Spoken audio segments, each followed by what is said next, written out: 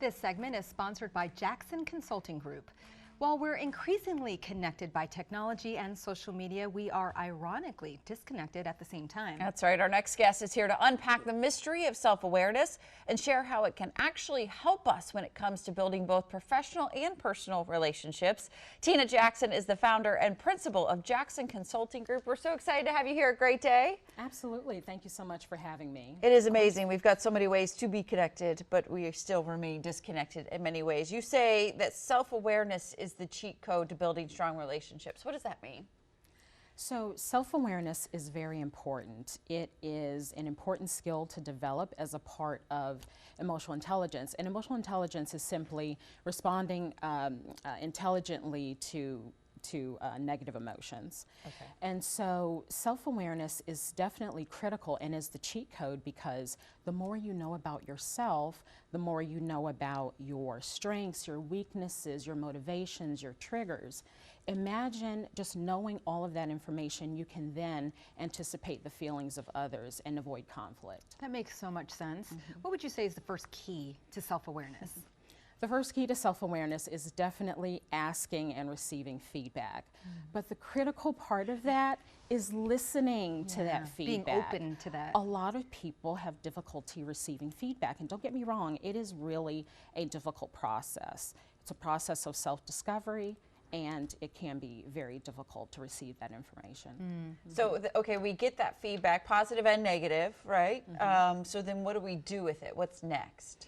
Asking about your whys, figuring out your whys, that's definitely critical as well. Yeah. And what that means is that is definitely the part of self-discovery that's very difficult, because you have to know how you are being received by other people. It's important to get that information. That's huge for self-awareness. You might think you're being so pleasant or this or that, or maybe you're just being intelligent, but maybe you're actually coming across some other way, arrogant or bossy or pushy or something. Absolutely. It's good to get the feedback. Absolutely. I'll tell you a quick story about myself. A boss once told me that I was a difficult person, and I was so horrified by that.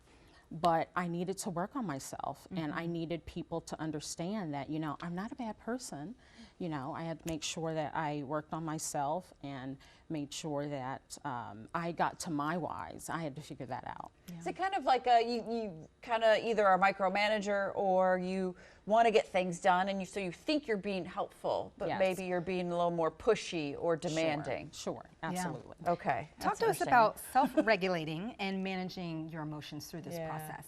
Yes, so once you know your whys and you've gotten that feedback, it's important to make sure you are using that information to begin developing better relationships. Without that information, you are just going through life without making those changes with your self-development. Right. So you really have to take the feedback and then manage your emotion about it, right? Don't be too, what's the word? Like, you know, by it. Like, it's not personal. It's not personal, right? It's not a personal attack, we should say, probably, Absolutely. right? When you're receiving feedback, it's important to make sure that you are not taking it personally.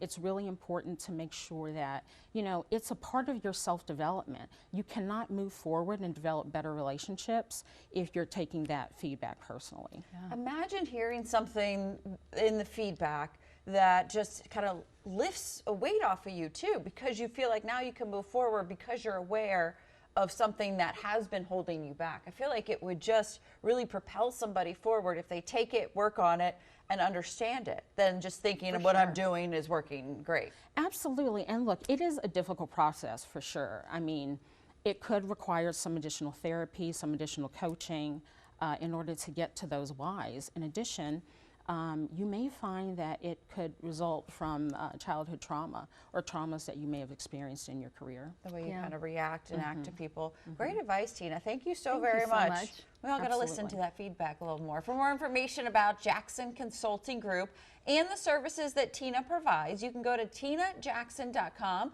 or give her a call at 202-871-2525. Great day. We'll be right back.